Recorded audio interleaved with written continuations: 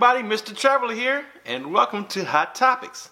I'm going to get to a few questions that I have already ready to go. No Mrs. Traveler back just yet. I just want to first say thank you to everybody for all your concern and prayers and condolences for us during this time. It is indeed very difficult, and I'll just leave it at that. We just thank you so much. We have the best subscribers in the world. You guys are awesome. Alright, so let's get to it. Our first one comes from, let's see, is this Hi Lovely? I think that's what it says. Hi Lovely. Hello. She says, which cruise ship on the Royal Caribbean would you say is best for the young adults? Since you have sailed with Royal Caribbean, which ship would you say has the most young adults on board, or the activities and nightlife? That is a really good question, and Royal Caribbean has so many great ships, but I would probably say that the kids would enjoy any of the ships that have like the Flow Rider on them, because like the kids just absolutely love the Flow Rider. So if you do the Oasis class ships, all those ships have 2 Flow Riders on board, and then the Freedom class ships have their Flow Riders on board as well.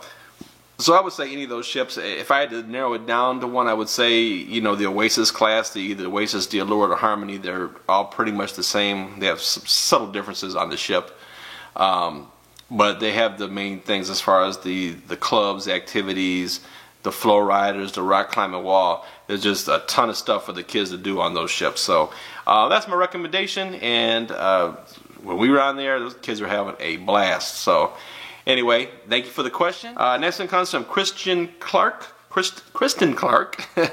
Hello, Kristen. This is the part where Miss Traveler will say, "Hey, Kristen." She says, "How do you print out your plane tickets on the boat? Thanks." Well, that's a really good question. All the ships have internet connections, so you have a couple of options. I've seen it on there where they've given a reduced rate. Just for you to go on for a few minutes to print plane tickets. I've seen that before. I've actually seen it where it was free before. I think that's more of a rarity. But more than likely you have to purchase some type of internet connection so that you can log on and check in. They have computers on board, like in Computer Center, and now most of the ships have the Wi-Fi throughout the ship, so you can log on to your phone or tablet or laptop, whatever. And you don't necessarily have to print those out right then and there, but you can check in online and then print it at the kiosk once you get to the airport if you're using a mobile device. Same thing, it'll secure your seat, get you checked in and all that good stuff. Flying Southwest, you can do the early bird check-in. They have computers on board, there's Wi-Fi on board if you need to check in, and for the airline, they do have printers on most of these ships where you can check in and print the boarding passes for a nominal fee. So thank you for the great question.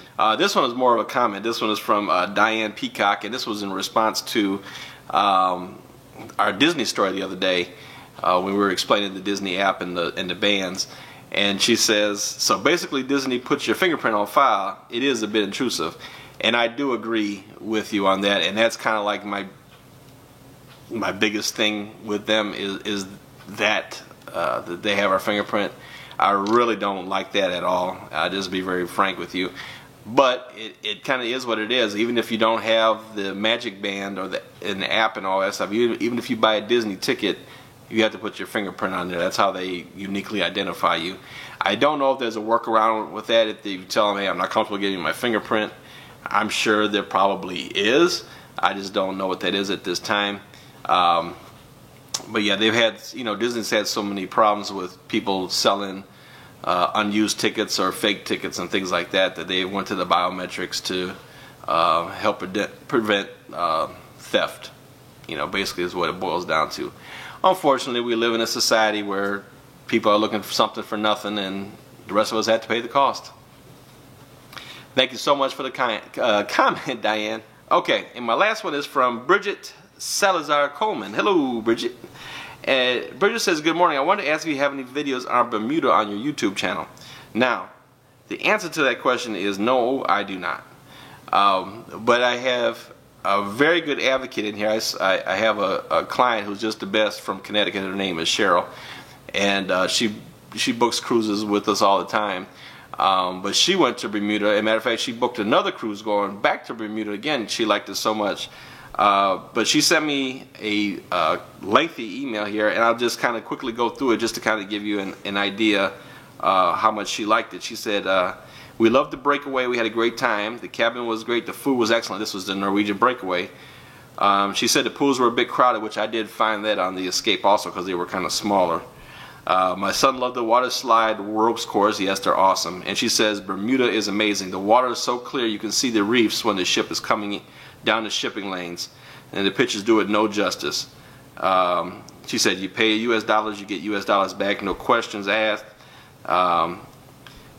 She said she went to Horseshoe Bay Lounge, rented a chair for $10, and her brother was $5, so that's not bad. $15 for the setup. Snorkel Park is a 10-minute walk from Norwegian's dock, and it's $5 to get in, or it's free after 1. So that's pretty nice. They also rent snorkel equipment if you have to. She said alcohol is not cheap. They do rent jet skis. Let's see here. Very safe to walk by. That's what she keeps emphasizing on her email, is that it's very safe, very friendly. Lots of shopping too. She was telling me to tell Mrs. Traveler about that, like I need like I need help with her shopping.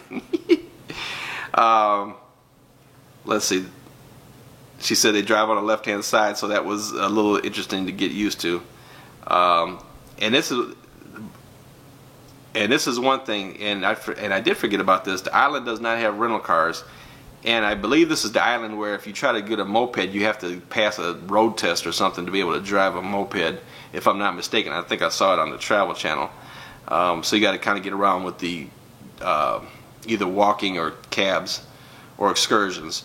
So anyway, I just thought I would share the experience with you. She couldn't say enough about Bermuda. She absolutely loved it and had a great time. Said how beautiful it was, friendly it was, safe she felt.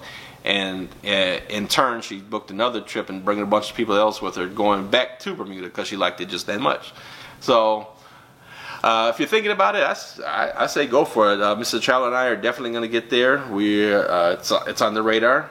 As you know, we'll be heading to Hawaii here in a couple of weeks or so, and we'll be interested in what you guys would like to see. Comment below and let us know what you would like to see, or comment on the Facebook. We'll be hitting 4 islands. We'll be on Honolulu for 3 days prior to the cruise, and then we'll be going around and go to the Big Island. We'll be there for a couple of days, just island hops. So I'm going to do a couple of excursions, but I would like to know what you guys would like to see on the channel.